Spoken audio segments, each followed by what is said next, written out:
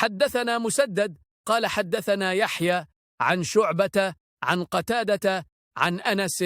رضي الله عنه عن النبي صلى الله عليه وسلم. وعن حسين المعلم قال حدثنا قتادة عن أنس عن النبي صلى الله عليه وسلم قال لا يؤمن أحدكم حتى يحب لأخيه ما يحب لنفسه.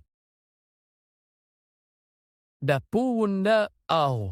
ہم سے حدیث بیان کی مسدد نے، ان کو یہی نے، انہوں نے شعبہ سے نقل کیا، انہوں نے قتادہ سے، انہوں نے حضرت انس رضی اللہ عنہ خادم رسول کریم صلی اللہ علیہ وسلم سے، انہوں نے نبی کریم صلی اللہ علیہ وسلم سے روایت کیا، انہوں نے قتادہ سے،